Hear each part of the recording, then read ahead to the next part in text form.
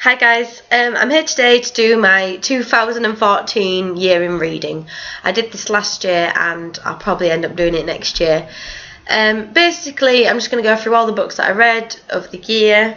I don't want to go into too much detail about all the books. So the first books I'm going to show you are the manga that I read, and then the rest are all novels, and I'm going to do them in order of ratings, not order I read them. So the first four are the only four manga books that I read, which is Ceres by Yu Watase, and it's volume 7 through to 10. And this is a horror, but it's more of like mystery sci-fi. I don't want to go into too much detail because there's a lot to show you here. So then I'm on to the actual novels now.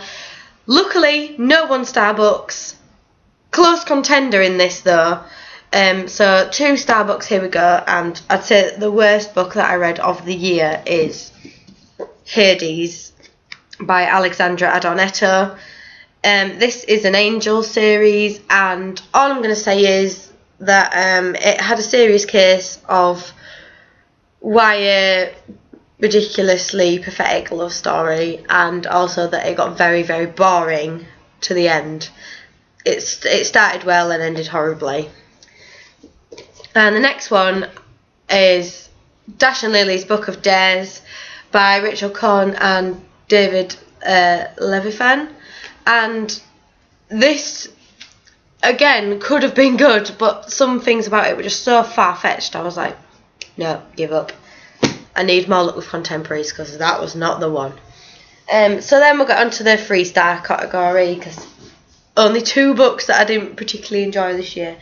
So the first one is Smolder by Brenna Yovanov, and I should have probably said the last book is contemporary, set in New York around Christmas. You need a briefing. This is a story about a girl who is half angel and half demon, and she's on the hunt for a brother. 3 stars. Next one is Everlasting by Elizabeth Chandler, and this is a Kiss by an Angel novel, and to be honest, I'm only reading these ones, like, they're just meh, like 3 stars. I enjoy the characters now.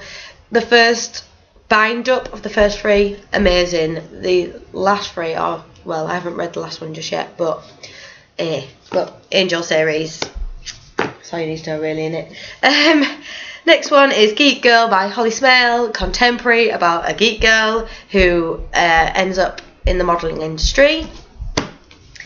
Then after that is A Witch in Love by Ruth Warburton, and this is about a witch, a girl who finds out that she actually is a witch after finding a spell book. This is the second one. 2 from the same series now, Muse and Exile, both by Rebecca Lim, and these are from the Mercy series. And this is an Angel series as well. It's with a bit of a twist. I say a bit of a twist. It's like Fallen if Fallen was written better. I say a bit of a twist because we actually get to learn each story is a different life of Mercy. But anyways, too much. And then the last 3-star book that I read is Chain Reaction by Simone L. Calez, and this is the final book in the Perfect Chemistry trilogy, which is a contemporary series about 3 Latino brothers who end up in gangs. Now we're on to the 4s. See, I've got more pads behind me. Spoiler alert, probably. So, on the 4-star category, the first 3 are a complete trilogy that I managed to read all this year. 4 stars, like I said, Kirsten White, and that's the Paranormal Sea trilogy. So Paranormal Sea, Supernaturally and Endlessly.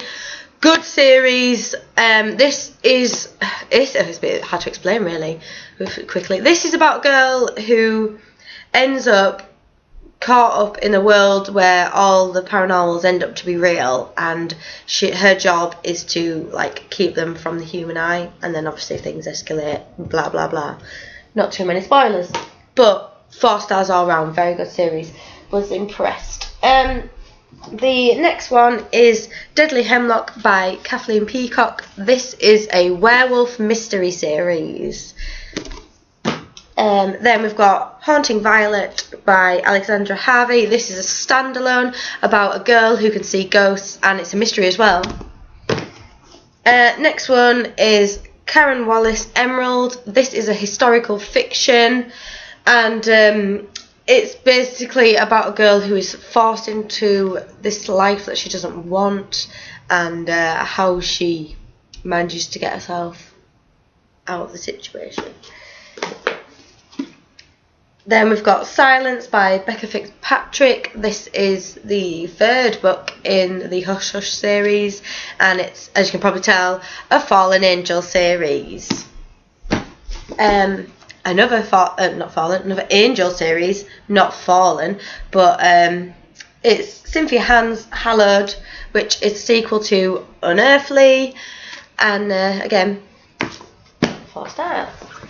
Last few 4-star books here now, quite a few. This is the biggest pile out of all my books. This one is Dreamless by Josephine Angelini, and this is about Greek mythology becoming modern day. After Eden by Helen Douglas, and this is a time travel series. Arise by Tara Hudson. This is a series about a ghost girl. And the last 4-star book of my year was If I Should Die by Amy Plum. This is the final book in the... God, what is it called, this series? Anyways, the first one's called Die For Me, and this is the 3rd and final book in that trilogy, and it's about immortals. 5-star pile, yeah! Come on, guys. Oh, lives in him. So, let's get cracking. First one, which will come as no surprise if you've been on this channel for 10 minutes, is The Selection and The Elite, and they're both by Kira Cass. Maxon, I want to marry Maxon. I would hope I was in The Selection. And this is a dystopian about a girl who is in a competition to win a prince's heart. Then we have the entire Under the Never Sky. I've got it in the wrong order, haven't I? Yes. The entire Under the Never Sky trilogy, and there's Through the Evernight and Into the Still Blue, and these are all by Veronica Rossi. Fantastic. These last few books now are the ones that were absolutely elite. These onwards, don't get me wrong, I loved the Selection series, but the 5 stars was pretty much Max and Obsession. These fantastic dystopian about where there is a chemical in the sky that destructs everything around them, and the people got separated into those who got to go in the sheltered domes and those who were left outside to fend for themselves. And of course they end up intertwining and things go on, and there's a love plot involved, and there's just everything, and it's just fantastic. And if I can't marry Perry, that's what I'm going to say. If I can't marry Maxon, I'll marry Perry instead. That's fine. I can deal with that. Then we have Shadows by Ilsa J. Bick, which is the sequel to Ashes, which last year was my book of the year. It's so close to being my book of the year, but a few things just got in the way. Fantastic. This series, though, I will warn you, if you don't like gore, because I don't, be prepared to cringe a lot, because I did, but it's just so fantastic that I have to read. I can't wait to read Monsters. This is a series, again it's a dystopian, there's a bit of a theme going on here. It's a dystopian about all the adults pretty much being killed off. Very few adults are still alive, and a lot of the children who survived this unknown entity end up being like zombie-like creatures, but they're very intelligent. They start to learn more as they go on. They end up getting into some pretty crazy stuff, and our main character is one of the children she's a teenager who hasn't changed into one of these creatures, because not everyone does.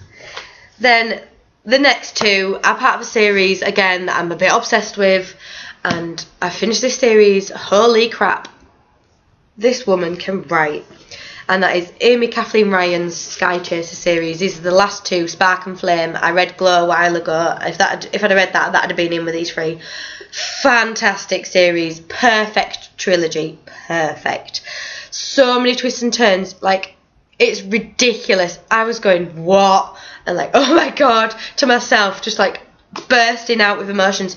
And then when I found Nice Things, I was like, oh yes, like emotional roller coaster in a good way, and fantastic writing. This is sci-fi and dystopian, I guess, all in one.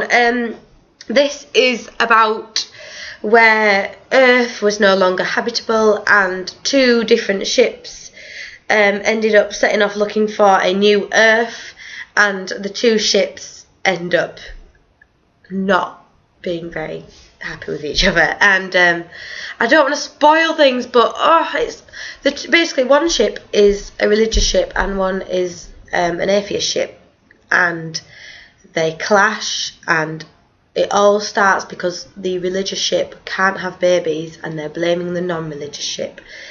And I just don't want to spoil it, but read it. Not enough people read this, or the Ashes trilogy, or this next book that I'm going to show you as well. Like this, the perfect trilogy. Fantastic Waverley, fantastic character. Seth, fantastic character. Even Kieran in the end, because he annoyed me a bit, I ended up loving him. Fantastic character. Just so many. Even the villains are fantastic villains. I need to stop going on about it, because now it's time for the book of the year, the best book that I read in 2014. If I could have 6-starred it, I would have done. This I read so quickly, and I did a review of it on my channel, so you're probably not surprised if you've seen that. But it's Acid by Emma Pass, and I was so lucky. I won this in a Goodreads giveaway, and it was the best giveaway I've ever entered. Fantastic book. Like I said, I sped through it. This is a dystopian, surprise, about a girl who is, when we first meet her, she's in jail for murdering her parents, and she gets out of jail and chaos ensues. They're in the UK. The UK is ruled by a policing/government force known as Acid, and basically there is no mercy whatsoever.